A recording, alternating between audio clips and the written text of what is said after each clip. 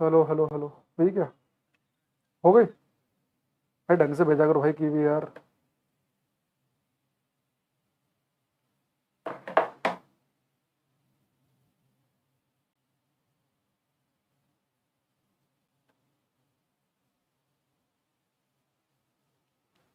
Good evening good evening good evening. देखो, ये मैंने पढ़ाना भी शुरू कर दिया था आपको। वो तो मैंने ये पप्पू लाल जाट का मैसेज पढ़ लिया कि क्लास लाइव नहीं हो रही है। मुझे 5 मिनट हो गए थे पढ़ाते हुए आपको। तो भाई अगर क्लास लाइव नहीं हो रही है तो लिख दिया करो।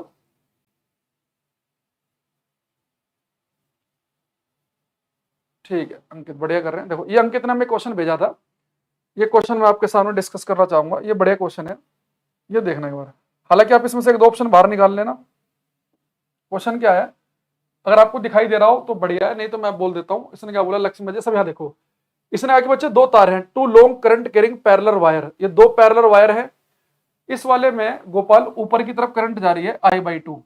इसमें करंट ऊपर जा रही है I/2। मैं यहाँ पे साफ साफ लिख देता हूँ। इसमें करंट जा रही है नीचे की तरफ को 3I/2। इसमें ऊपर जा रही है, इसमें नीचे जा रही है। इनकी अपोजिट डायरेक्शन में करंट है। तो कह रहा है कि which of the following figure will represent the magnitude and direction of the force exerted on the wire. तो कह रहा है अगर एक तार में करंट ऊपर हो एक में नीचे हो तो कौन सा वाला ऑप्शन से आपको सही लग रहा है, करंट की डायरेक्शन और उसका मैग्नीट्यूड क्या होगा, तो ये आपको बताना है। ये चार ऑप्शन आपके सामने है। तो सबसे पहले आपको चीज पता होनी चाहिए, पिछली क्लास में मैंने आपको होमवर्क दिया था। मैंने आपको क्लास में बताया था कि अगर दो तारों में सेम डायरेक्शन में करंट है तो दोनों तार एक दूसरे को अट्रैक्ट आकर्षित करेंगे। बताया था ना। अगर दोनों में करंट है अपोजिट डायरेक्शन में तो रिपेल करेंगे।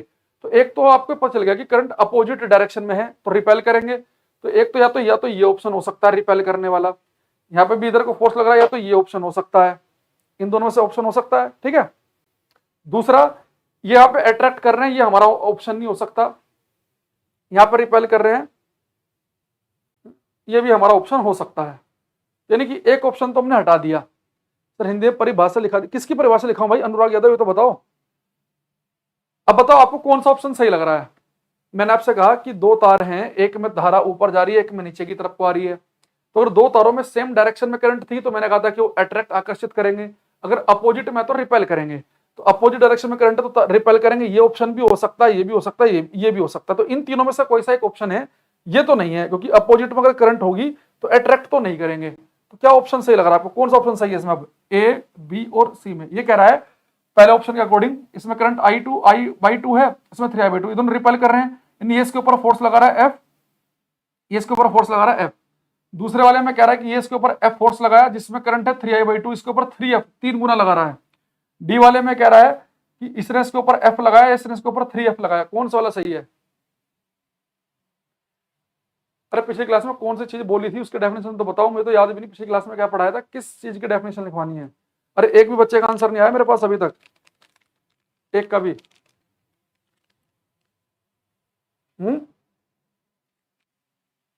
अजय कुमार का पप्पू लाल जाट का आंसर हमारे पास आ रहा है। पप्पू लाल जाट का गलत है ये। देखो, यहाँ पे ध्यान से समझना। अगर आपने मेरे से 9th क्लास पढ़ी है तो मैंने आपको एक चीज बताई थी।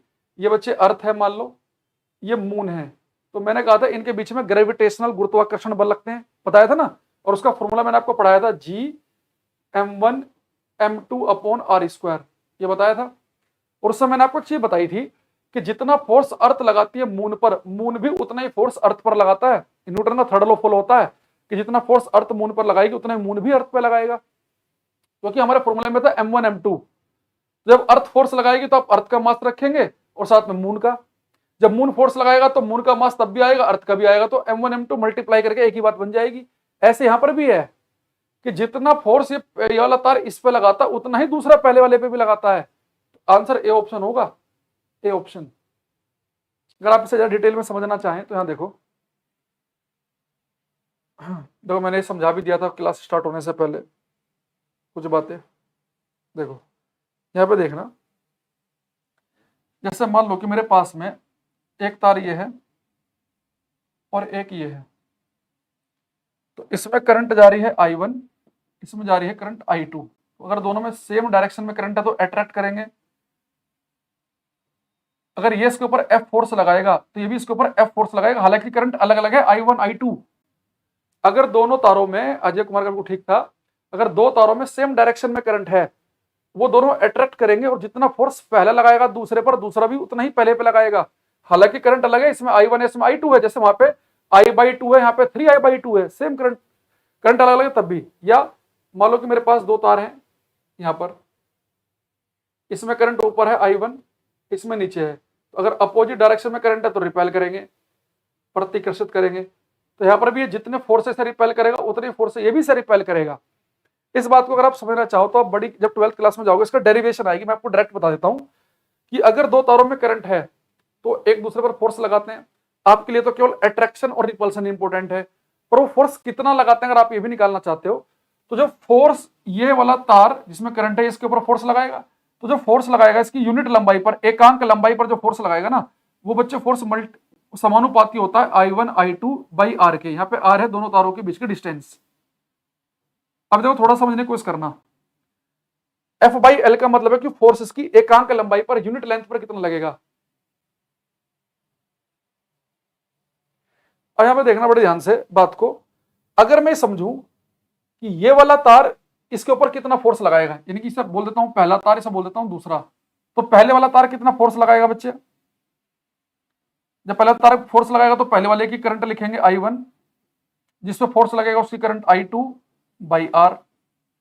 अगर मैं देखूं कि दूसरे वाला कितना फोर्स लगाएगा इसकी एकांक लंबाई पर, यूनिट लंबाई पर, तो इस बार क्या करेंगे, जो फोर्स लगाएगा उसकी करंट पहले लिख दो I2, जिससे फोर्स लगेगा उसकी लिख दो पहले, बाद में I1, बीच की दूरी तो आ रही है, तो I1 I2 लिखो चाहे I2 I1 लिखो, बात तो एक ही है। तो अब सीधा याद रखना कि इस फॉर्मूले पर मत जाना, बस इतना ध्यान रखना, अगर दो तारों में करंट है वो या तो अट्रैक्ट करेंगे अगर सेम डायरेक्शन में है, रिपेल करेंगे अगर विपरीत में है, लेकिन जितना फोर्स पहला तार लगाएगा दूसरे पर, दूसरा भी उतना पहले पर ही लगाएगा, फोर्स बराबर लगेगा, जितना इस पे उतना उस पे, जितना पहले लगाएगा दूसरे पर उतना ही दूसरा क्या लगाएगा, पहले पर लगाएगा। उनमें करंट अलग अलग भी हो तो भी कोई फर्क नहीं पड़ेगा। जैसे आपको ग्रेविटेशन ने बताया था कि जितना फोर्स अर्थ लगाती है सन पर, सन भी अर्थ पर उतना ही फोर्स लगाता है, ठीक है। तो इस पर आ जा, तो अभी तो देखो हमने क्या क्या पढ़ा, दोबारा ध्यान समझना बात को।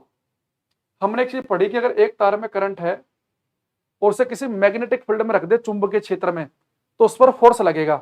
बस शर्त यह कि उसे पैरेलल नहीं रखना, समांतर नहीं रखना, क्योंकि अगर मान लो कि मैग्नेटिक फील्ड ये है, ये मैग्नेटिक फील्ड चुंबकीय क्षेत्र की डायरेक्शन है, और आपने तार बिल्कुल पैरेलल रख दिया, समांतर पैरेलल, इस तार में करंट भी है और बिल्कुल पैरेलल रख दिया आपने इसे, तो मैंने आपको बताया था कि फोर्स का फॉर्मूला क्या होता है, IBL sin थीटा। तो थीटा क्या बच्चे, ये तार कितने एंगल पर रखा गया, अगर दोनों पैरेलल होंगे तो तार और मैग्नेटिक फील्ड के बीच में एंगल 0 है तो फोर्स 0 हो जाएगा, ठीक है। दूसरी चीज फिर मैंने बताया था कि तार किसी एंगल पे होना चाहिए, अगर आपने बिल्कुल परपेंडिकुलर रख दिया तो सबसे ज्यादा फोर्स लगेगा, ये भी हमें पता चल गया। उसके अलावा इस फोर्स की डायरेक्शन कैसे निकालेंगे, IL vector cross B vector से। तो जो ये अंकित पूछ रहा था शुरू में ही कि इसे ध्यान रखना, जो मेरा वाला तरीका है ना, ये A वेक्टर क्रॉस B, इसमें क्या करते हैं हम पहले की तरफ को रखते हैं उंगलियां, राइट हैंड यूज करेंगे मेरे वाले तरीके में हमेशा। हालांकि हम पेपर में तो क्या लिखेंगे कि हमने फोर्स की डायरेक्शन फ्लेमिंग के लेफ्ट हैंड रूल से निकाली, लेकिन निकालेंगे इस वाले तरीके से बड़े आसानी से। L वेक्टर जिधर करंट फ्लो कर रही है वो बच्चे L की डायरेक्शन हो गई, दूसरे की तरफ को हथेली करेंगे और जो अंगूठा है वो आपको फोर्स की डायरेक्शन देगा, यानी कि फोर्स कहां लगेगा, इस पे अंदर की तरफ को लगेगा, ठीक है। ये तो बातें पढ़ी हमने। अब हम थोड़ा सा आगे बढ़ते हैं। अब मैं आपको एक बार फ्लेमिंग लेफ्ट हैंड रूल बता देता हूं कि जो तरीके में जो फोर्स के डायरेक्शन अपने वाले हाथ से निकाल रहा हूं राइट हैंड से, वही बात फ्लेमिंग ने कैसे बताई लेफ्ट हैंड से। तो लिखेंगे Fleming's left hand rule, Fleming का बाएं हाथ का नियम, फ्लेमिंग का बाएं हाथ का नियम।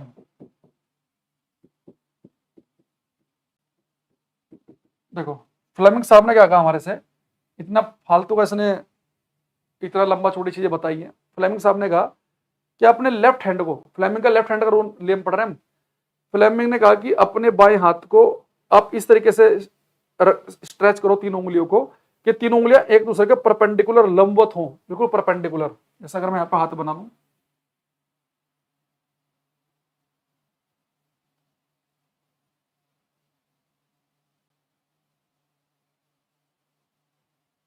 मान लो बच्चे मेरा लेफ्ट हैंड है, तो उसने कहा कि अपने बाएं हाथ की तीनों उंगलियां हैं इन्हें आप ऐसे स्ट्रेच करो कि तीनों परपेंडिकुलर हो। तो इससे फायदा क्या होगा, अगर किसी तार में करंट है, आपको पता अगर तार में करंट हो और उसे मैग्नेटिक फील्ड में रख दें चुंबकीय क्षेत्र में, तो फोर्स लगता है। तो उस फोर्स की डायरेक्शन अभी तो मैं किससे निकाल रहा हूं, ए क्रॉस बी वेक्टर वाले तरीके से। फ्लेमिंग ने क्या कहा कि अगर किसी तार में करंट है और आप उसे मैग्नेटिक फील्ड में रख दें तो उस पर फोर्स किधर को लगेगा, यानी कि वो तार पे किधर को भागेगा, उसका मोशन किधर को होगा, वो आपको पता चलेगा लेफ्ट हैंड से। उसने कहा कि अपने हाथ को तीनों को ऐसे स्ट्रेच करो कि तीनों परपेंडिकुलर हो। अगर आप अपनी ये मिडिल फिंगर जो है, सेंटर जो फिंगर है, अगर आप इसे रख दें करंट की डायरेक्शन में, फोर फिंगर को आप रख दें मैग्नेटिक फील्ड को लिखते हैं बी डायरेक्शन में, तो जो आपका जो अंगूठा है ना, ये अंगूठा आपको फोर्स की डायरेक्शन बताएगा। जैसे देखो अभी काम करते हैं, अभी लेफ्ट हैंड रूल लगाते हैं। ये तार है, इसमें आई करंट फ्लो कर रही है और इस तार को बच्चे मैंने रख दिया एक ऐसे मैग्नेटिक फील्ड में। जो मैग्नेटिक फील्ड क्या है, इसका मतलब क्या होता है, अंदर की ओर, इनवर्ड डायरेक्शन में, कागज के तल में, पेपर के प्लेन में अंदर की तरफ। तो एक मैग्नेटिक फील्ड है इनवर्ड, इसमें मैंने एक तार रख दिया जिसके अंदर आई करंट है। तो फ्लेमिंग के लेफ्ट हैंड रूल से हम देखेंगे इस तार पे फोर्स किधर को लगेगा। तो बड़े ध्यान से देखना, देखो ये ले लिया आपने अपना हाथ, तो मैग्नेटिक फील्ड क्या अंदर की तरफ, तो उंगली बता रही है, ये आपने रख दिया उंगली अंदर की तरफ जा रही है ढूं, क्योंकि ऐसे ऐसे रख दिया। और ये जो बता रहा बच्चा आपको करंट की डायरेक्शन बता रहा है, तो करंट तो यार आपकी ऊपर की तरफ को, मैग्नेटिक फील्ड आपका अंदर, तो फोर्स कहां लग रहा है बच्चे, इस तरफ, तो फोर्स की डायरेक्शन ये हो गई। यानी इस तार पे फोर्स इस तरफ को लगेगा, ये लेफ्ट हैंड रूल से निकाल लिया। लेकिन यही चीज मैंने आपको बताया था कि मेरे वाले तरीके से निकाल लो, I L vector cross B vector से। इसमें क्या करते हैं, मेरे वाले तरीके में हमेशा राइट हैंड रूल का यूज होगा, हमेशा, लेफ्ट लेफ्ट का कोई नहीं। तो एल वेक्टर क्या है, जिधर करंट जा रही है वो एल की डायरेक्शन, दूसरे की तरफ को हथेली करेंगे, बी का मतलब मैग्नेटिक फील्ड, मैग्नेटिक फील्ड का अंदर की तरफ को है। अब उंगलियां कर्ल कर लो, तो अंगूठा क्या है, क्या बता रहा है आपको, ये बता नहीं ना लेफ्ट की तरफ को है, तो यानी इस तरफ को लग रहा है फोर्स। निकाल सकते हैं आप, या दूसरा और भी आप निकाल लो। जैसे मान लो एक तार है आपका, इस तार में करंट फ्लो कर रही है, इस बार मैग्नेटिक फील्ड की जो डायरेक्शन है वो बाहर की ओर है, आउटवर्ड, ठीक है। तो आप यहां पे देखेंगे तो आप फिर से ऐसे करेंगे अपनी उंगलियां। अब आपने आगे ये तो बाहर की तरफ को आ रखा है, ठीक है, इसे हाथ को अरेंज कर रहे हैं, इसे केवल ऐसे उंगलियों को ये कर सकते हैं, थोड़ा ये ट्विस्ट कर सकते हैं, ये ट्विस्ट। अब आप इसे लगोगे ट्विस्ट करने, कई बार तो उंगली ट्विस्ट ही नहीं होगी, पता ही नहीं चलेगा कि बी इधर को ले रहे हैं, ये इधर की तरफ को ले रहे हैं, इसे कैसे करें, ये मामला हो जाए गड़बड़। सीधा क्या करना है, अपना राइट हैंड रूल लेंगे और ब्रैकेट में लिख देंगे कि हमने तो फ्लेमिंग के लेफ्ट हैंड रूल से निकाली डायरेक्शन। तो उसमें क्या करेंगे, फिर देखो पहले वाले की तरफ को उंगली, मैग्नेटिक फील्ड की तरफ को या बाहर की तरफ को, टड़ैक, फोर्स कहां लग रहा है, इधर को।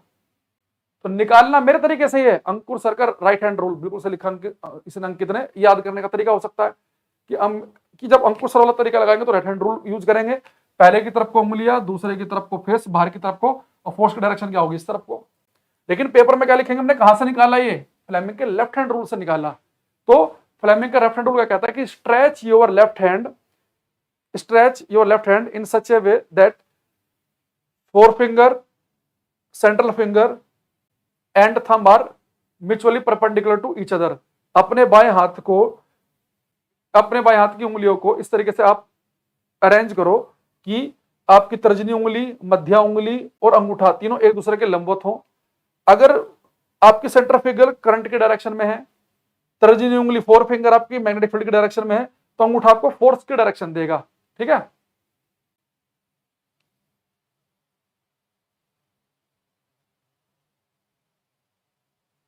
अरे समझ में, और अगर बस आपको इतना ध्यान रखना है कि इसकी डेफिनेशन लिखना है ना, बुक से, बुक में लिखी हुई है ये कि फ्लेमिंग का लेफ्ट हैंड। जैसे मेरे पास कोई बुक पड़ी है क्या, यहाँ पे ये कोई बुक है, इसमें मिल सकती है सी डायरेक्शन डेफिनेशन इसकी। चलो एनसीईआरटी उठा लेते हैं हम, एनसीईआरटी देखते हैं एनसीईआरटी ने क्या डेफिनेशन दी है लेफ्ट हैंड रूल की। हाँ, फ्लेमिंग का लेफ्ट हैंड रूल कहता है according to this rule, popular वो चार्ज पार्टिकल के लिए क्यू वी क्रॉस बी। तो फ्लेमिंग का लेफ्ट हैंड रूल कहता है अकॉर्डिंग टू दिस रूल, लिख लेना ये एनसीईआरटी में लिखिए साफ साफ, stretch the thumb, four finger and middle finger of your left hand such that they are mutually perpendicular. If the first finger points in the direction of magnetic field and the second finger in the direction of current, then the thumb will point in the direction of motion or force acting on the conductor। तो उसने क्या बोला, हाँ paper में आ सकता है कि left hand rule लिखो, तो लेफ्ट हैंड रूल में आपको क्या करना है कि अपने बाएं हाथ के अंगूठे हिंदी वालों को मैं बोल देता हूँ कि इंग्लिश वालों को तो है डेफिनेशन इसमें। हिंदी में क्या लिखेंगे, अपने बाएं हाथ के अंगूठे, तर्जनी उंगली और मध्य उंगली को इस तरीके से स्ट्रेच को क्या बोलेंगे हिंदी में, इस तरीके से रखें कि तीनों एक दूसरे के लंबवत हों। अगर तर्जनी उंगली चुंबकीय क्षेत्र की दिशा, मध्य उंगली धारा की दिशा बताती है, तो अंगूठा चालक पर लगने वाले बल की दिशा बताएगा।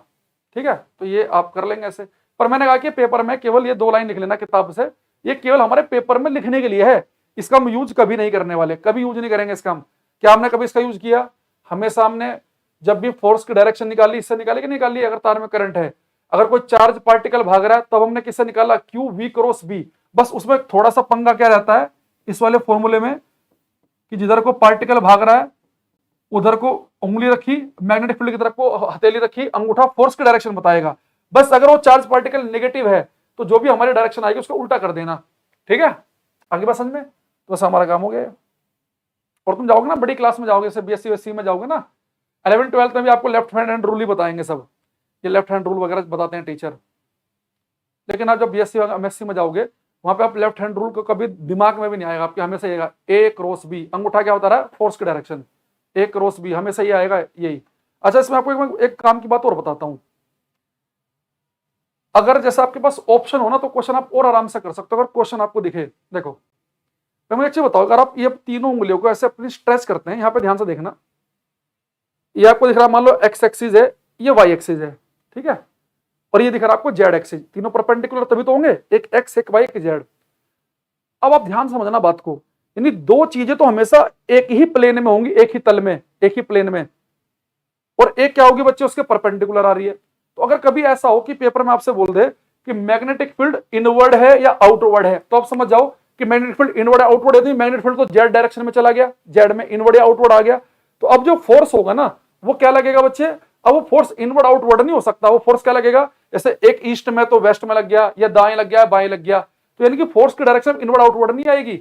या अगर फोर्स इनवर्ड आउटवर्ड बता दिया तो मैग्नेटिक फील्ड इनवर्ड आउटवर्ड नहीं हो सकता, फिर वो क्या हो सकता है? या तो ईस्ट की तरफ को, वेस्ट की तरफ को। बस समझ रही? जैसे मैं कैसे बताऊं आपको, जैसे मैं आपसे बोल दूं कि भाई जैसे भी हमने क्वेश्चन लिया था, हमारे पास में एक ये मैग्नेटिक फील्ड है अंदर की तरफ, इनवर्ड मैग्नेटिक फील्ड अंदर की तरफ है जेड डायरेक्शन में, और तार में करंट है नीचे की तरफ को, तार में करंट है नीचे की तरफ। तो हम बड़े ध्यान से आप बात को समझो। देखो एफ क्या होता है? I L vector cross B vector, ये होता है। तो पहले की तरफ करेंगे हम उंगली, कर लिया। दूसरे की तरफ को हमने क्या किया बच्चे? पहले की तरफ उंगली, दूसरे की तरफ को हथेली, कर किया। तो अंगूठे ने क्या बताया मुझे? फोर्स के डायरेक्शन की, फोर्स लग रहा है इधर को। अब यहां मुझे बड़े ध्यान से देखो, समझो बात को आप, कि जब आपको पहले से पता चल गया कि मैग्नेटिक फील्ड तो इनवर्ड है, अंदर की तरफ को जा रहा है, जैसे हमारे पास ये एक्स एक्सिस है, ये वाई है, और जेड एक्सिस को हम, ये जेड एक्सिस तो ऐसे होगा जेड, पर इसे हम ऐसे दिखा देते हैं। अगर मैग्नेटिक फील्ड आपको पहले पता चल गया अंदर, यानी कि अब जो 2 चीजें होंगी वो एक ही प्लेन, एक ही तल में होंगी। तो अगर एक करंट नीचे की तरफ को जा रही है तो इसमें जो फोर्स लगेगा ना, वो फोर्स आउटवर्ड या इनवर्ड नहीं हो सकता, क्योंकि मैग्नेटिक फील्ड तो पहले से इनवर्ड है, एक तो जेड एक्सिस में चला ही गया। अब फोर्स या तो इधर होगा या फिर फोर्स इधर होगा, वो इनवर्ड आउटवर्ड नहीं हो सकता। या अगर ऐसे आपको बता दिया कि मैग्नेटिक फील्ड आउटवर्ड है, तो एक चीज उसने जेड एक्सिस वाली तो ले ली उसने, इनवर्ड यानी कि जेड एक्सिस। तो एक तो अगर उसने इनवर्ड या आउटवर्ड मैग्नेटिक फील्ड बता दिया, तो अब जो फोर्स होगा वो 100% या तो दाएं लगेगा या बाएं लगेगा, वो अंदर या बाहर की तरफ नहीं हो सकता। ऐसी चार्ज पार्टिकल में, अगर मान लो कोई चार्ज पार्टिकल है आपका, और ये चार्ज पार्टिकल उसने मान लो कह दिया कि भैया जा रहा है नॉर्थ डायरेक्शन में जा रहा है, कहीं भी जा रहा है चार्ज पार्टिकल, और मैग्नेटिक फील्ड अंदर या बाहर बता दिया, तो फिर फोर्स अंदर बाहर नहीं लग सकता। फोर्स या तो क्या लगेगा? दाएं लगेगा या फिर बाएं लगेगा।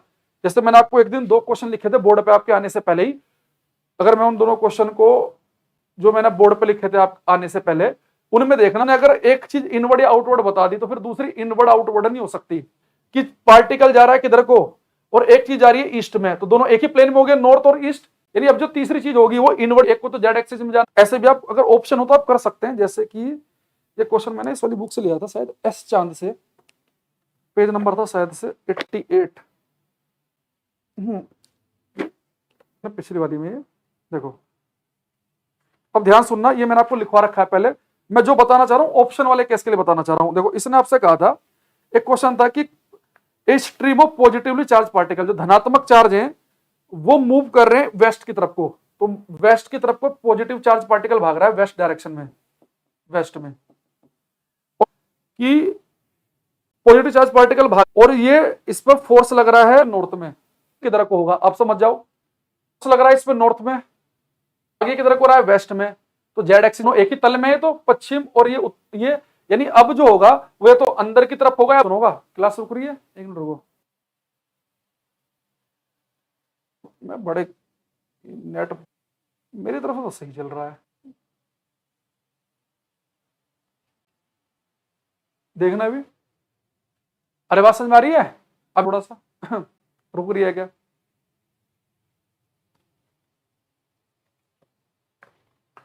और अभी भी रुक रहा है, और जो मैंने 2 क्वेश्चन लिए थे ना उसमें ध्यान रखना, वो पार्टिकल किधर को फोर्स की डायरेक्शन दे रखी थी और आपसे मैग्नेटिक फील्ड की पूछी थी। जरूरी नहीं है कि आपको ये दोनों देकर इसकी डायरेक्शन पूछे, उन दो कई बार आपको ये और ये देके ये पूछ लेगा, तो आप एक काम करना, उसका भी मैंने आपको तरीका बताया था कि आप क्या कर सकते हैं उसमें।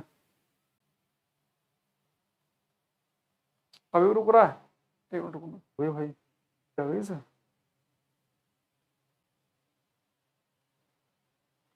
Hello hello hello hello hello, मैं थोड़ा सा अलग से लैन की जगह मैंने इसे कनेक्ट किया है वाईफाई से, पहले डायरेक्ट लाइन से चल रहा था, अब देखना भाई अभी भी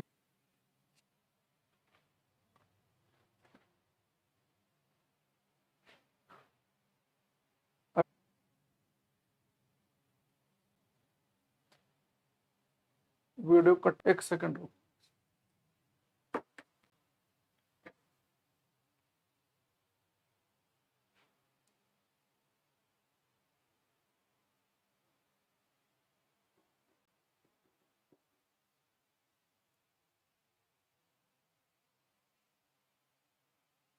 तो सर क्लास में बड़ी दिक्कत आ रही है, बच्चे रुक रही है, जबकि मेरा तो पूरा ग्रीन आ रहा है, यहाँ पे सही चल रहा है नेट।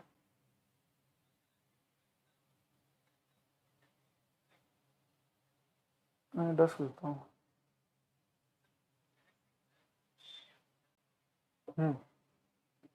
हम्म हाँ हाँ, भेजना जल्दी।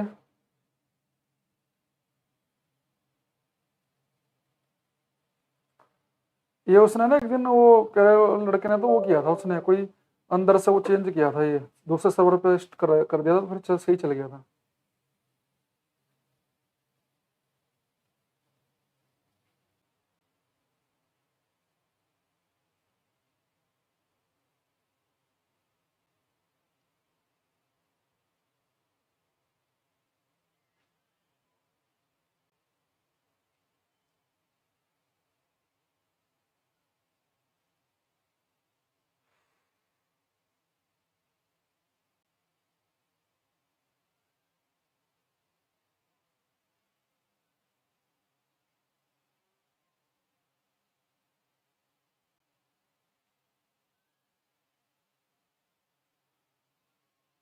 अब ठीक है, ओके चलो। अच्छा मैं आपको कुछ बात बता रहा था, ये आपको मुझे बताओ कि चीज समझ में आई कि नहीं आई। देखो मैंने आपसे क्या कह रहा था कि जैसे हमने पढ़ा अभी लेफ्ट हैंड रूल से कि ये 3 चीजें होती हैं परपेंडिकुलर एक दूसरे के, जैसे मान लो कि एक चीज अगर एक्स में है, एक वाई में है, तो एक होगी जेड में। तो मैंने आपको ये बताया कि अगर पेपर में कभी भी आपसे ये कह दे कि मैग्नेटिक फील्ड इनवर्ड अंदर की तरफ को है या आउटवर्ड बाहर की तरफ को है, तो फिर फोर्स इनवर्ड या आउटवर्ड नहीं हो सकता, क्योंकि 3 में से एक चीज तो तीनों परपेंडिकुलर है। तो भाई एक एक्स में एक वाई में एक जेड वाली तो पहले से फिक्स हो गई, इनवर्ड या आउटवर्ड। अब यानी जो फोर्स लगेगा वो या तो दाएं तरफ लगेगा या बाएं लगेगा, या ईस्ट कह दे या वेस्ट कह दे, वो होगा। तो मैंने अभी ये जो बताया था पीछे, कुछ सुना समझ में आया था कि नहीं आया था? बिल्कुल क्लास रुक गई थी उस समय, ये बताओ। या उस क्लास को बाद में देख लेना, बाद में तो वहां पे पूरा हो ही जाता है वो, ठीक है। उस चीज को समझ लेना जो मैंने आपको बताया था। अब आते हैं हम इलेक्ट्रिक मोटर पे।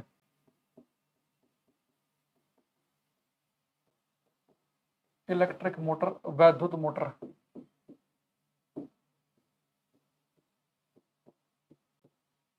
इलेक्ट्रिक मोटर पे, ठीक है, इलेक्ट्रिक मोटर की तरफ आ रहे हैं हम। और जो मैंने अभी पीछे कुछ बातें बताई थी, अगर आपकी क्लास अटक रही थी तो क्लास रुकने के बाद वो सही हो जाता है। तो उसमें फिर उसे देख लेना ध्यान से। तो उसमें मैंने जो चीज़ें बताई आपको, कई बार अगर आपके पास ऑप्शन है तो आप एक दो ऑप्शन हमेशा निकाल पाएंगे कि भाई इलेक्ट्रिक जो करंट है, जो फोर्स लग रहा है, जो मैग्नेटिक फील्ड है, परपेंडिकुलर है एक दूसरे के, लंबवत है एक दूसरे के। तो अगर एक चीज इनवर्ड या आउटवर्ड दे दे पेपर में, तो दूसरी वाली फिर उनमें से एक इनवर्ड आउटवर्ड दो, फिर दूसरी इनवर्ड आउटवर्ड नहीं होगी। तो जैसे मैंने दो क्वेश्चन जो बोर्ड पे लिख रखे थे पहले आपके लिए, उससे भी आप ऑप्शन थे वहां पे, तो वहां से भी आप उसे वेरीफाई कर सकते हैं। ठीक है, क्लियर है। अब आते हैं इलेक्ट्रिक। देखो इलेक्ट्रिक मोटर क्या है बच्चे, आप सभी को पता है कि इलेक्ट्रिक मोटर को जैसे आपने घर में स्विच ऑन किया, पंखा चलने लगा, पंखे के अंदर एक मोटर होती है, घूमती है, पंखे को घुमाती है।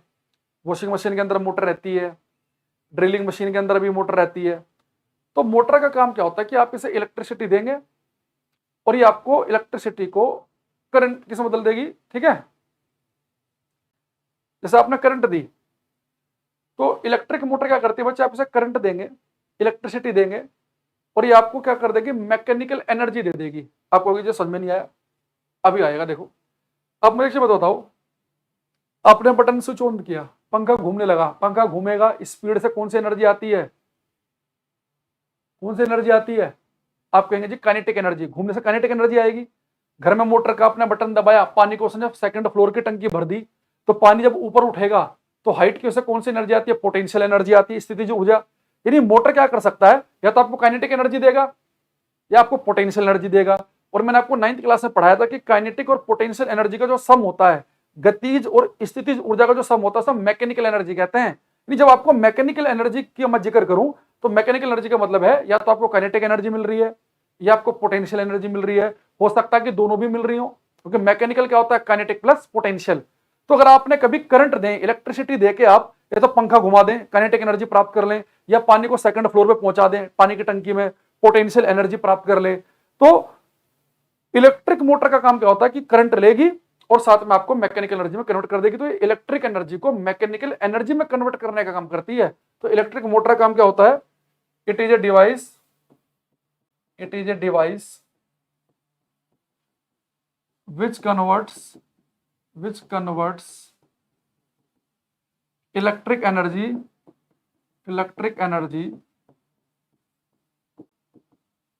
into mechanical energy.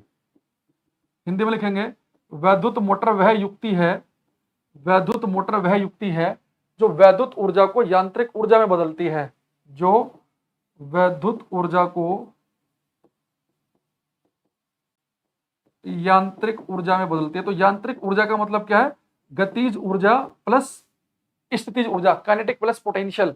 ठीक है, हाँ बिल्कुल सही लिख रहे हैं पप्पू लाल जाट कि इलेक्ट्रिक एनर्जी को मैकेनिकल एनर्जी में बदलने का इसका काम है। तो उसका वर्क क्या है, कार्य क्या है इसका, कि इलेक्ट्रिक एनर्जी को मैकेनिकल में कैसे याद रखेंगे, मोटर है, इलेक्ट्रिसिटी देंगे, पंखा घूम गया यानी कि मैकेनिकल एनर्जी मिल गई, पानी उठ गया यानी कि मैकेनिकल एनर्जी मिल गई। मैकेनिकल में यानी कि काइनेटिक या पोटेंशियल किसी का भी जिक्र हो सकता है। अच्छा, इसकी वर्किंग क्या है, देखो इलेक्ट्रिक मोटर किस पे काम करता है, इसकी वर्किंग भाई वही है कि अगर किसी कंडक्टर में, किसी चालक में करंट है और उसे मैग्नेटिक फील्ड में रख दें तो उस पर फोर्स लगेगा। तो जब हम पढ़ेंगे इसकी वर्किंग, तो सॉरी इसका प्रिंसिपल बता रहा हूं मैं आपको, प्रिंसिपल इसका सिद्धांत के सिद्धांत पे काम करता है। इसका प्रिंसिपल ये है कि अगर किसी तार में करंट हो और उसे मैग्नेटिक फील्ड में रख देंगे तो उसे फोर्स लगेगा। फोर्स आपको पता है क्या लगता है, IBL sin थीटा। तो फोर्स लगेगा, तो कैसे लगता है वो वर्किंग में पता चलेगा। तो इसका प्रिंसिपल लिखेंगे, when a current carrying conductor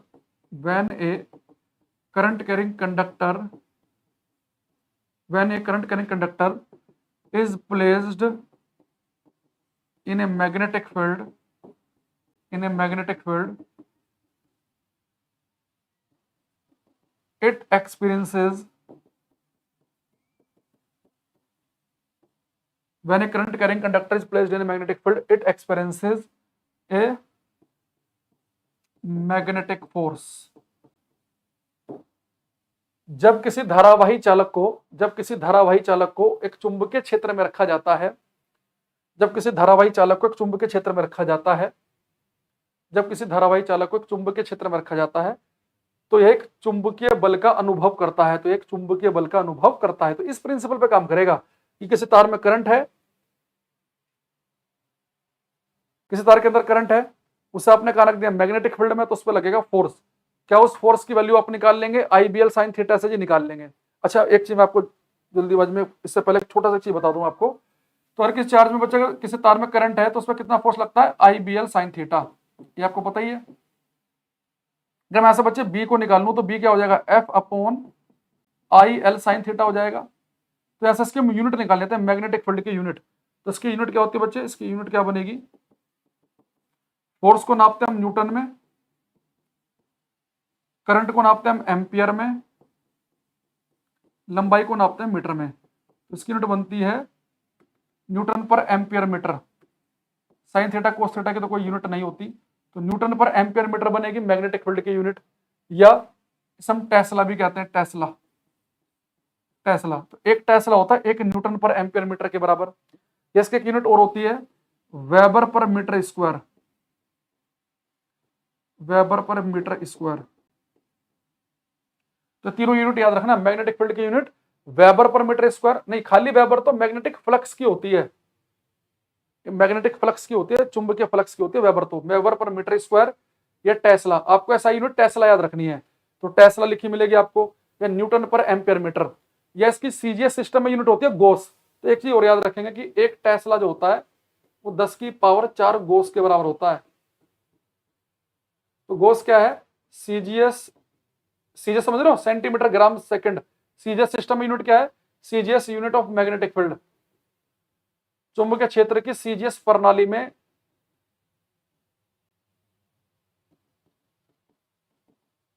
इकाई या मात्रक क्या होता है, गोस। ऐसा यूनिट क्या है इसके, टेस्ला। और हाँ, टेस्ला एक साइंटिस्ट के नाम पे है, जो टेस्ला कंपनी, एलन मस्क बता रहे हैं, जो सबसे अमीर आदमी में से एक है, बिल्कुल सही है। सीजीएस यूनिट इसकी गोस है, ऐसा यूनिट इसकी टेस्ला है। एक टेस्ला कितने गोस के बराबर होता है, 10 की पावर 4 गोस के बराबर, इसे याद रखना। और मैग्नेटिक फील्ड के 3 यूनिट, न्यूटन पर ampere metre, weber per metre square और टेस्ला, ये तीनों याद रखेंगे, ठीक है। अब आते हैं यहाँ पे। अब देखो यहाँ पे आपको ये तो बड़ा आसान है समझना। जो किताब में मोटर की वर्किंग लिखी हुई ना, बहुत सारे बच्चे ढंग से समझ नहीं पाते, उस वर्किंग को ढंग से समझना, मैं ढंग से समझा दूंगा आपको। भाई लिखना आपको किताब से पड़ेगा, फालतू की बकवास जो भी है उसमें। तो इसका काम क्या है, इलेक्ट्रिक एनर्जी को मैकेनिकल एनर्जी में बदलना, वैद्युत ऊर्जा को यांत्रिक ऊर्जा में बदलना, एक तो ये हो गया। और इसका प्रिंसिपल क्या है कि किसी तार में करंट होगा और उसे रखेंगे मैग्नेटिक फील्ड में रखेंगे, तो मैग्नेटिक फील्ड में रखने से क्या होगा, उसके ऊपर फोर्स लगेगा। अब वो कैसे इलेक्ट्रिक मोटर में काम करता है उसे बड़े ध्यान समझेंगे। यहाँ पे देखो, जैसे मेरे पास में मैंने एक मैग्नेटिक फील्ड बनाने के लिए मैंने, ये मान लो बच्चे एक साउथ पोल है नॉर्थ पोल, तो आपको पता है कि जो मैग्नेटिक लाइन से निकलती हैं चुंबकीय रेखाएं, ये किधर से निकलती हैं, साउथ से नॉर्थ की तरफ को। तो मैंने एक मैग्नेटिक फील्ड ले लिया, चुंबकीय क्षेत्र। हालांकि मोटर के अंदर ऐसे कोई साउथ और नॉर्थ अलग नहीं होते, ये बताने के लिए कि एक मैग्नेटिक फील्ड, चुंबक लगी है उसके अंदर, तो एक मैग्नेटिक फील्ड है आपके पास, एक चुंबकीय क्षेत्र है, और मैग्नेटिक लाइन निकलती है साउथ से नॉर्थ की तरफ को मिलती है। और मैंने इसके अंदर क्या किया, अब एक यहाँ पे एक रेक्टेंगुलर, एक आयताकार मैंने बच्चे यहाँ पे इसके अंदर एक लूप रख दिया रेक्टेंगुलर, ठीक है। अरे सॉरी, साउथ से नॉर्थ, नॉर्थ साउथ निकलती है, बिल्कुल सही बताया इस बच्चे ने, जल्दीबाजी में गलत हो गया, नॉर्थ से निकलती हैं और साउथ पर मिलती हैं, वेरी गुड, ठीक है। अब ये मैग्नेटिक फील्ड एक चुंबकीय क्षेत्र है, इसके अंदर मैंने एक रेक्टेंगुलर रूप रखा क्योंकि इसे समझना थोड़ा सा आसान है, इसलिए हम रेक्टेंगुलर रूप ले लेते हैं। और इसमें बच्चे मैंने करंट चलाने शुरू कर दी, मान लो इधर से करंट जा रही है और यहाँ पे आ रही है। इसके लिए मैंने एक बढ़िया सा फोटो मैंने पहले ही बना के रखा था क्लास स्टार्ट होने से पहले ही, जैसे ये है। तो यहाँ पे मैंने डायरेक्शन गलत ले ली जल्दीबाजी में, तब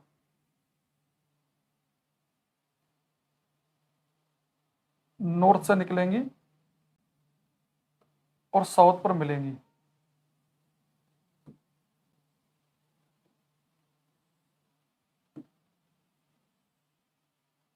ये मैग्नेटिक फील्ड की डायरेक्शन ले ली मैंने,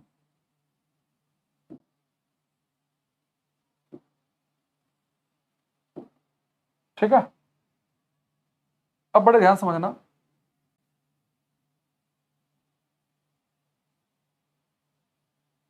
इसकी वर्किंग समझना बहुत ध्यान से। एक मैग्नेटिक फील्ड है, नॉर्थ से लाइनें निकल रही है, साउथ की तरफ को जा रही है। इसके अंदर मैंने एक रेक्टेंगुलर लूप रख दिया, इसमें करंट चल रही है, ठीक है। और बच्चों मैंने करा क्या, जब इसमें करंट चल रही है यानी कि मैंने कुछ बैटरी कनेक्ट की होगी, तो मैं यहाँ पे एक बैटरी कनेक्ट कर देता हूँ अभी सीधे से, अभी बाद में चेंज करेंगे इस माहौल को, अभी मैंने सीधे से बैटरी कनेक्ट कर दी। ये वी वोल्ट की बैटरी है मान लो कोई, ये पॉजिटिव निगेटिव करंट चलेगी, एक करंट चल रही है ऐसे ऐसे ऐसे, और ये करंट यहाँ पे आ गई। अब मैंने सीधे तारों को सीधे जोड़ दिया। आपने भी किताबों में जो देखा होगा ना, स्प्लिट रिंग लगी हुई है, ऐसे रिंग लगी होती है, वो सब किताब में आपने देखा होगा, उसका भी मैं कोई जिक्र नहीं कर रहा। अभी मैंने आ गया कि मेरे पास एक रेक्टेंगुलर लूप था, मैंने उसे एक बैटरी से कनेक्ट कर दिया और इसे करंट ने चलना शुरू कर दिया। तो आप एक चीज देखना बड़े ध्यान से, अब इस वाले तार में करंट है, पूरा रेक्टेंगुलर रूप में करंट है, मैं इस वाले को अलग ले रहा हूं, इसे अलग लूंगा, इसे अलग, तो समझना आसान रहेगा। तो अगर मैं केवल इस पहले ये मान लो कि जो रेक्टेंगुलर लूप है इसका नाम है एबीसीडी, एबीसीडी ले लिया। तो अब बड़े ध्यान से देखना कि ए बी में अगर करंट जा रही है बच्चे ऊपर की तरफ को, करंट कहां जा रही है बच्चे, ऊपर की तरफ,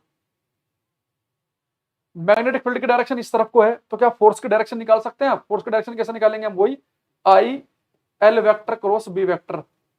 तो एल वेक्टर इधर करंट जा रही है, वो तो ये हो गया, मैग्नेटिक फील्ड की डायरेक्शन इधर को है तो उधर को हथेली का फेस कर लिया, तो अंगूठा क्या देगा आपको, फोर्स की डायरेक्शन, यानी इस वाले तार पे फोर्स ऊपर की तरफ को लगेगा, यानी कि ये वाला हिस्सा ऊपर उठना चाहेगा, तो इसमें फोर्स लग रहा है ऊपर की तरफ को,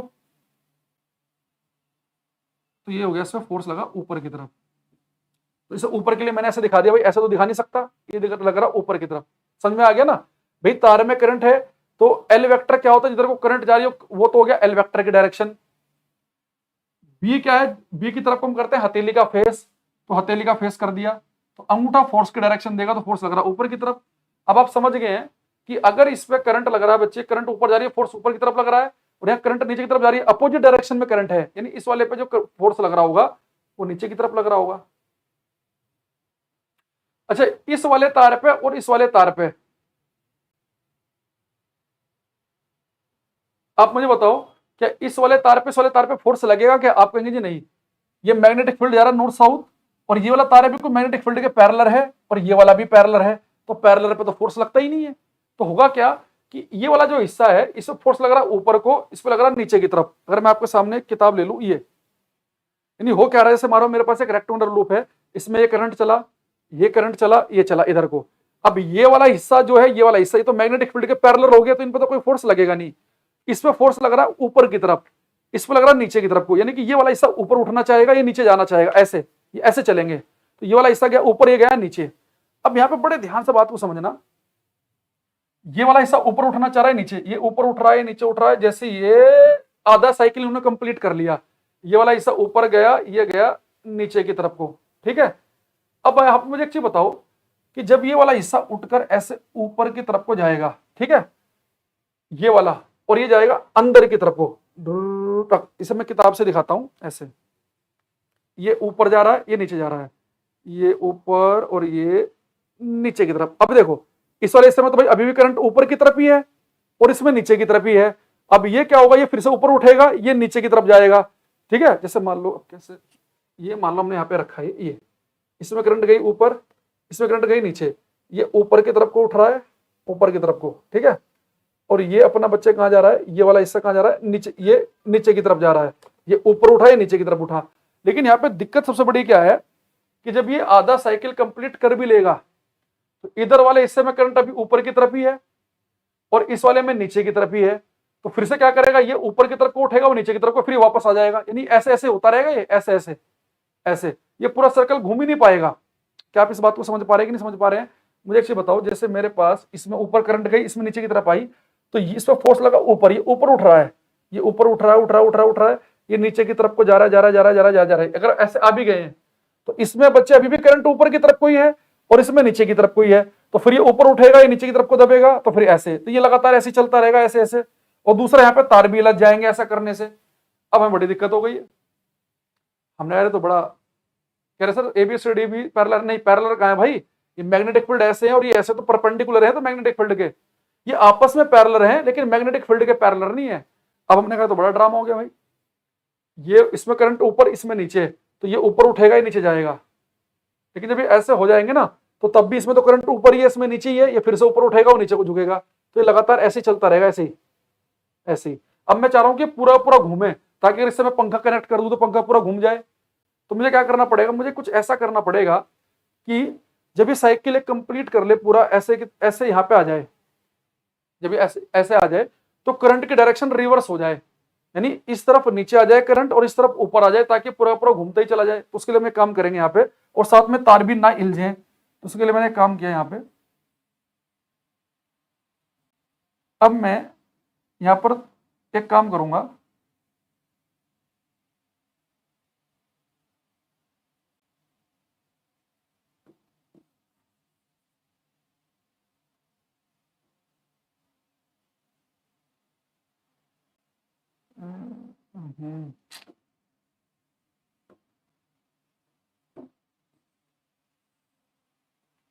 ऐसा मान लो कि ये यहाँ पे एक ब्रश लगा देते हैं पहले,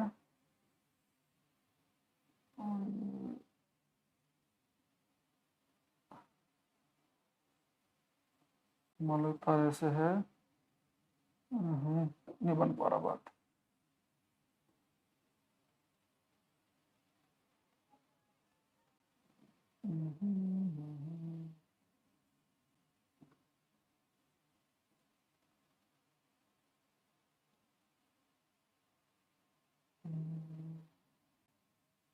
फोटो कैसे बनाया भाई, फोटो बन नहीं रहा ढंग से।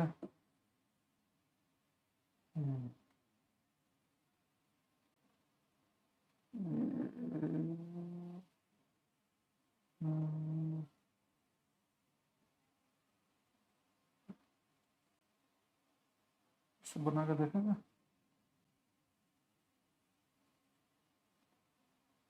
यहाँ पे ब्रश लगाओ, ये बना अपना बैटरी।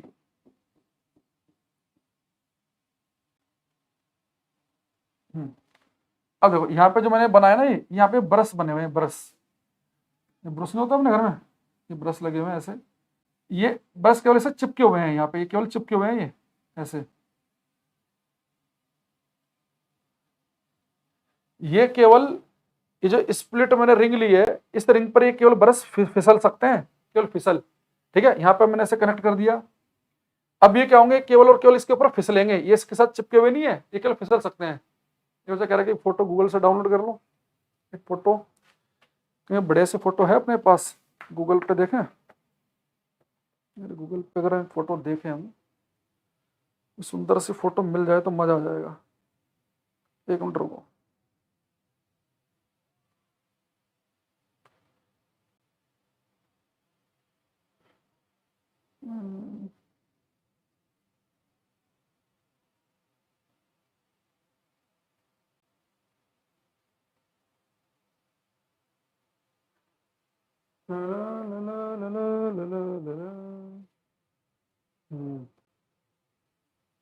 ये सही बनाया इसने, गूगल पे एक बढ़िया फोटो मिली हमें, ये काम आएंगे हमारे।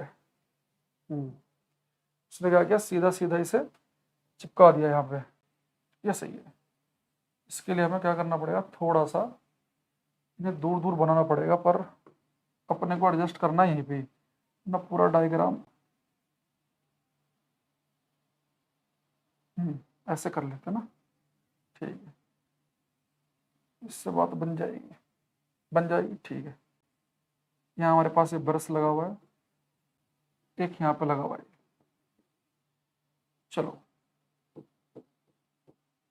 बिना फोटो के बन जाएगा बात। ये करंट हो गया। देखो अब यहाँ पे एक चीज बताना, ये जब बच्चे ऐसे ऐसे घूमेगा ना, ऐसे ऐसे करके घूमेगा, देखो ये साथ में, इसके साथ में ये जो है ना, ये स्प्लिट रिंग है, ये स्प्लिट रिंग, ये रिंग इसके साथ में कनेक्ट है तार के साथ में। अब ये जो ब्रश है केवल इसके ऊपर फिसल सकता है, ये फिसल, ये आपस में कनेक्ट नहीं है। तो ये ऐसे करके घूमेगा, तो साथ में जब ऐसे घूम रहा होगा ना, ये चीज ऊपर उठ रही होगी, नीचे जा रही होगी, ये ऊपर उठ रहा है, तो साथ में ये भी इसके साथ में इधर की तरफ को जा रहा है, और ये साथ में इधर आ रहा है। तो फिर क्या होगा, जब आधा साइकिल कंप्लीट हो जाएगा ना, तो ये वाली चीज तो इस वाले ब्रश पे चिपक जाएगी, और ये वाली जैसे उठ के ये यहां से जाके इस वाले पे चिपक जाएगी। यानी कि आधे साइकिल के बाद क्या होगा, ये यहां से घूमते घूमते घूमते घूमते घूमते घूमते इधर चिपक जाएगा, इधर इधर की तरफ को, और ये इधर से घूमते घूमते घूमते घूमते घूमते घूमते आके यहाँ चिपक जाएगा। यानी अगले हाफ सेकंड साइकिल में क्या होगा कि अगर मैं यहाँ पे दोबारा बना दूं इसे, अगले हाफ साइकिल में ऐसा होगा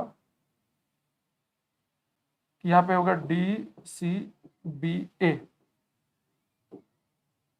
ये से बनाया इसने।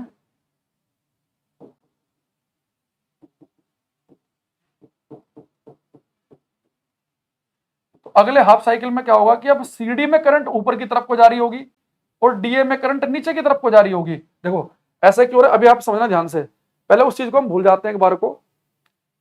ये से मान लो कि यहाँ पे एक बच्चा कह रहा है बैटरी नहीं घूमेगी, क्योंकि ये बच्चे यहाँ पे ना बैटरी इसलिए नहीं घूमेगी क्योंकि ये ब्रश लगे हुए हैं और ये ब्रश इससे चिपके हुए नहीं है, केवल जैसे मान लो कि जैसे अपना पेस्ट करने वाला होता है ना ब्रश लेना, और ये रिंग पे केवल ऐसे टच है, ये तो रिंग ऐसे ऐसे घूम रही है, इसके ऊपर फिसल सकती है, तो बैटरी नहीं घूमेगी। यहाँ पे ये वाला सब ये तो कनेक्ट है ब्रश यहाँ से, लेकिन ये ब्रश केवल इसे छू रहा है ये, ताकि सर्किट कंप्लीट रहे। अब यहाँ देखो समझना, इसे भी बाद में लेके आएंगे हम इस वाले हिस्से को। अगर आप इस बात को समझ गए ना तो पूरी फील आ जाएगी। ध्यान समझना बहुत ध्यान से। मैंने कहा कि उसे हम भूल जाते हैं।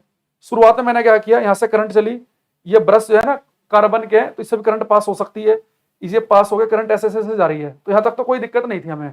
अब हो क्या रहा है कि शुरुआत के पहले आधे साइकिल में इधर करंट ऊपर गई, तो करंट ऊपर, मैग्नेटिक फील्ड इधर को, तो फोर्स लगा ऊपर को, इसमें फोर्स लग रहा है नीचे को, तो ये ऊपर को फोर्स लग रहा है इसमें नीचे को, ये वाला हिस्सा ऊपर उठना चाह रहा है, नीचे की तरफ को दबना चाह रहा है। तो ये आधा साइकिल हमारा हो गया कि ये वाला हिस्सा ऊपर उठना चाह रहा है नीचे। तो होगा क्या कि जब ये ऐसे ऐसे उठ के ये ऊपर उठ रहा होगा, ये नीचे की तरफ जा रहा होगा, तो यहाँ पे कनेक्ट है ये, तो होगा क्या कि जब ये ऊपर की तरफ को उठ रहा होगा ना, तो साथ में ये वाला स्प्लिट, ये वाली ये भी घूम रही है, और ये घूमते घूमते घूमते यहाँ पे टच हो जाएगी इस वाले पे, और जब ये नीचे की तरफ को आ रहा है तो ये नीचे की तरफ को भाग रहा है, तो ये घूमते घूमते घूमते घूमते यहाँ पे चिपक जाएगी। तो अगले साइकिल में क्या होगा कि अब CD में करंट ऊपर की तरफ को, यानी वाला हिस्सा ऊपर की तरफ कोई उठेगा, इसमें करंट नीचे को, नीचे की तरफ कोई उठेगा। यानी जब ये शुरू के साइकिल में भी ये ऊपर की तरफ को उठ रहा है, नीचे की तरफ को, अगले साइकिल में भी ये ऊपर की तरफ कोई उठेगा, नीचे की तरफ कोई, तो लगातार अब ऐसे घूमता रहेगा घूमता रहेगा। अब जो भी चीज के साथ कनेक्ट करेंगे उस सर्कुलर घूम जाएगी। तो एक तो हमने स्प्लिट रिंग क्यों लगाई, एक तो इस बात को समझ लो, स्प्लिट रिंग हमने इसलिए लगाई है कि, और साथ में यहाँ पे ब्रश को केवल टच क्यों किया। अगर हम ब्रश को बिल्कुल यहाँ पे चिपका देंगे ना, बिल्कुल ऐसे वेल्ड कर देंगे, तो जब ये ऐसे घूमने लगेगी ना ये, तो इस तार आपस में इलझ जाएंगे, तो हम तार नहीं चाहते कि इलझें, तो यहाँ पे जो ब्रश है वो केवल इसको टच कर रहा है। दूसरा, हम ये क्या चाह, स्प्लिट रिंग हमने इसलिए लगाई ताकि हाफ साइकिल के बाद ऐसा हो, जब करंट ऊपर है इसमें नीचे की तरफ को है, तो ये वाला हिस्सा ऊपर उठ रहा है, ये नीचे की तरफ को जा रहा है। जब ये आधा साइकिल हो जाएगा, आधा साइकिल, तो अगर इसमें करंट ऊपर की तरफ कोई रहेगी, इसमें नीचे की तरफ कोई रहेगी, तो फिर से उठेगा, वो नीचे की तरफ रहेगा, ऐसे तो लगातार ऐसे ही चलता रहेगा ये। तो मैं चाह रहा हूं कि जब हाफ साइकिल कंप्लीट भी हो जाए, जब ये वाला AB हिस्सा यहाँ पे आ जाए और ये CD वाला यहाँ पे आ जाए, तो अब CD वाले में ऊपर की तरफ को करंट रहे, तो CD में करंट ऊपर की तरफ कब रहेगी, जब ये चिपक के यहाँ जाएगा और ये वाला चिपक के यहाँ जाएगा। ये बात समझ में आएगी नहीं आएगी, दोबारा ट्राई करूं अलग तरीके से। ये बात आपको क्लियर हुई कि नहीं हुई है, ये दोबारा बताया जाए।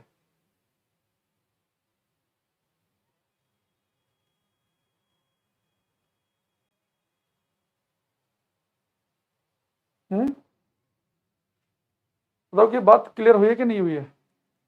तो मैं काम करता हूँ, नहीं आया तो एक तरीका से और अपनाते हैं हम, फिर से मिटा देते हैं इसे पूरा, इससे भी मिटा देते हैं पूरा। मैं बिना स्प्लिट रिंग वाले में ही पहले बताता हूँ कि वो दिक्कत आएगी कहाँ पे। देखो ये बैटरी है, ये करंट चली, ये करंट आ गई यहाँ पे। अब हम ये मान लेते हैं कि तार बाहर इलझेंगे, उस प्रॉब्लम को भूल जाते हैं, ठीक है।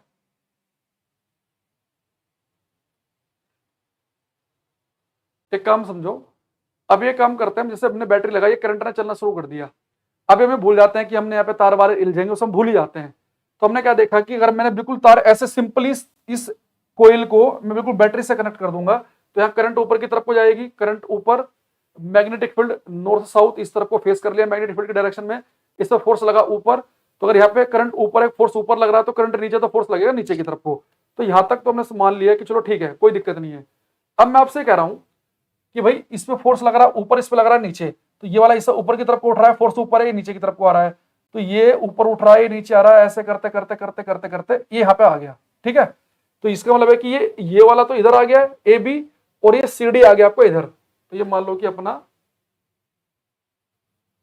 ये आ गया अपना CD, ये आ गया सॉरी DC, और ये आ गया अपना बच्चे BA।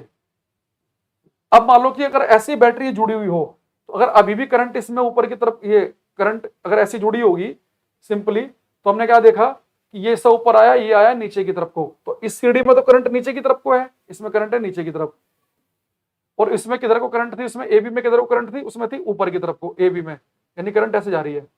अब होगा क्या, फिर देखो करंट ऊपर की तरफ को, मैग्नेटिक फील्ड की डायरेक्शन ये, तो फोर्स लगेगा ऊपर को, तो इसमें फोर्स लगा ऊपर, इसमें लगा नीचे की तरफ को, तो फिर से ये ऊपर उठेगा, ये नीचे की तरफ आएगा। यानी अगर मैं सिंपली तारों को ऐसे जोड़ दूं तो करंट हमेशा फिक्स रहेगी कि AB वाले में करंट ऊपर ही जाएगी, CD वाले में नीचे जाएगी। जब ये ऊपर को उठेगा, ये नीचे को आएगा, ये AB वाला हिस्सा इधर आ जाएगा, CD वाला उधर रहेगा, तभी भी फिक्स है कि CD में करंट नीचे, AB में ऊपर ही, तभी AB फिर ऊपर उठेगा, ये नीचे जाएगा। तो ये यहाँ पे आ गया, तो फिर ये ऊपर उठेगा, ये नीचे जाएगा, फिर ऐसे हो गया, फिर ये ऊपर जाएगा, ये इधर वाला हिस्सा ही नीचे जाएगा, तो लगातार ये ऐसे ऐसे होता रहेगा, ये कभी कंप्लीट चक्कर लगा ही नहीं पाएगा। तो इसके लिए हम एक काम करेंगे, इसके लिए हम करेंगे क्या कि अब हम ये चाहते हैं कि जैसे ये वाला हिस्सा पलट के यहां पर आ जाए, तो अब क्या हो कि इस वाले हिस्से में, इधर वाले हिस्से में हमेशा करंट ऊपर की तरफ ही रहे, और इस वाले में करंट हमेशा नीचे रहे, ताकि ये हमेशा ऊपर ही उठता रहे, नीचे उठता रहे, ये ऊपर ही उठता रहे, नीचे जाता रहे। तो उसके लिए फिर हमने क्या किया था अभी थोड़ी देर पहले, उसके लिए हमने ये कर दिया था यहाँ पे कि हमने यहाँ पे 2 स्प्लिट रिंग लगाई और इन्हें ब्रश के साथ में कनेक्ट कर दिया, ताकि जब ये ऐसे घूम रहा हो तो साथ में ये भी घूम के यहां पर आ जाए और ये घूम के यहां पे आ जाए। तो इस वाले में जब ये घूम के यहां पर आ जाएगी, तब इस करंट अब CD में नीचे की तरफ को नहीं, ऊपर की तरफ को जाएगी, तो फिर वो ऐसे हो जाएगा। ठीक है, अरे इस बात को ऐसे समझने की कोशिश करो। ये मान लो कि करंट बच्चे ऊपर जा रही है, इसमें नीचे आ रही है, तो इस पर फोर्स ऊपर लग रहा था, इस पर लग रहा था नीचे, तो फोर्स इस पर ऊपर, इस पर नीचे, तो ये पलट के हो गई ऐसे, ऐसे यहां तक तो आ गया, कोई दिक्कत नहीं है। ये AB इधर चला गया, CD इधर आ गया, ऐसे पलट गए। अगर मैं स्प्लिट रिंग नहीं लगाऊंगा तो फिक्स रहेगा कि AB में करंट ऊपर कोई रहेगी, CD में नीचे कोई रहेगी। ठीक है, ये बिल्कुल ऐसे रहेगा। तो AB में ऊपर को है, CD में नीचे को है, तो फिर से ये वाला ऊपर हिस्सा उठेगा, ये नीचे जाएगा, तो लगातार ऐसे ही चलता रहेगा। अब मैं चाहता हूं कि ऐसा हो कि ये वाला हिस्सा अगर मुझे ऊपर उठाना है तो इसमें फोर्स ऊपर की तरफ लगना चाहिए।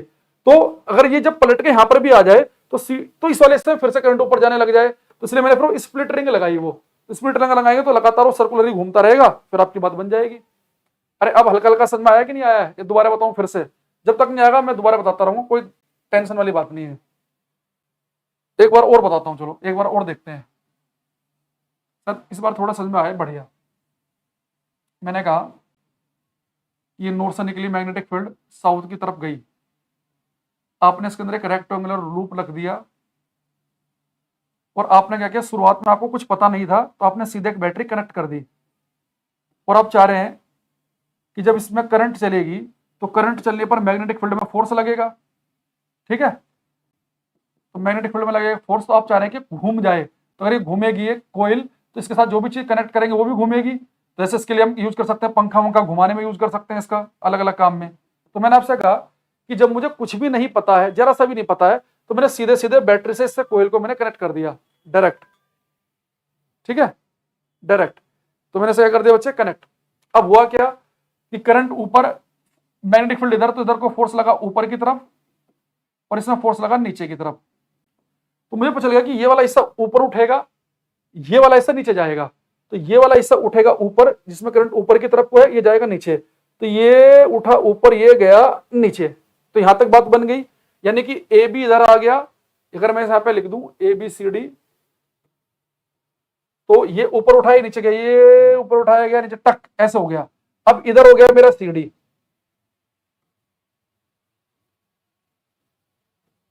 ये हो गया आपका DC BA। अगर बच्चे यहां पे एक चीज बताओ, अगर मेरे तार बिल्कुल फिक्स ऐसे कनेक्ट हैं, तो ये क्या होगा, अगर ये पलट के इधर की तरफ भी आ जाएगा ना, तो तब भी क्या होगा कि CD में करंट नीचे की तरफ कोई रहेगी और AB में ऊपर की तरफ कोई रहेगी, AB में ऊपर की तरफ कोई रहेगी करंट। अब फिर से क्या होगा, ये करंट ऊपर को है तो ये वाला हिस्सा ऊपर उठना चाहेगा, ये नीचे दबना चाहेगा। तो ये अभी जो पलट के यहां पर आया था कि ये वाला हिस्से में करंट ऊपर थी, ये ऊपर उठ रहा था, ये यहाँ पे आया, तो यहाँ पे आते ही अब इसमें करंट, इस वाले हिस्से में करंट ऊपर की तरफ हो गई, तो ये फिर से ऐसे हो जाएगा। अब इस वाले हिस्से में करंट ऊपर हो गई, फिर ऐसे हो गया, तो अब इस वाले हिस्से में करंट ऊपर हो गया, तो ऐसे हो गया, तो लगातार ऐसे ही चलता रहेगा ये। तो मुझे क्या करना है कि मुझे ऐसा करना है कि जब पलट के ऐसे आ जाए ऐसे, तो जो भी हिस्सा इधर की तरफ आए उसमें करंट ऊपर ही रहे। तो तो इसलिए मैंने फिर वो स्प्लिट रिंग लगाई थी। हाँ, इस वीक चैप्टर खत्म हो जाएगा भाई, बिल्कुल ठीक है। तो एक बार सब विद्युत मोटर के एक बार लिख लेना वर्किंग किताब से देखकर, उसमें ये लिखा हुआ है कि करंट जा रही है स्प्लिट, यहाँ पे उसमें लिख रखा होगा कि पहले फोटो बना के कि ये एक रेक्टेंगुलर लूप है, जैसे आर्मेचर भी कहते हैं, एक बैटरी लगी हुई है, ये मैग्नेटिक फील्ड है, करंट पहले हाथ में जाएगी ऐसे, तो ये घूम जाएगा इधर को, और फिर वो स्प्लिट रिंग घूम के ऐसे आ जाएंगे, तो फिर जब ये वाला पार्ट इधर भी आ जाएगा ना, तब भी इसमें ऊपर की तरफ कोई रहेगी करंट, तो फिर वो लगातार ऐसे घूमता रहेगा। ठीक है, तो सब देख लेना ढंग से, ध्यान से। आज इतने रखते हैं क्लास में। मैग्नेटिक फील्ड, इलेक्ट्रोमैग्नेटिक इंडक्शन देखेंगे, और फिर उसके बाद जनरेटर। तो वो जनरेटर वेनेटर भी इसी के जैसे ही है, अगर आप ये समझ में आया तो तभी वो समझ में आएगा। ठीक है, ठीक है भैया, ओके चलो आज इतना ही रखते हैं, बाय।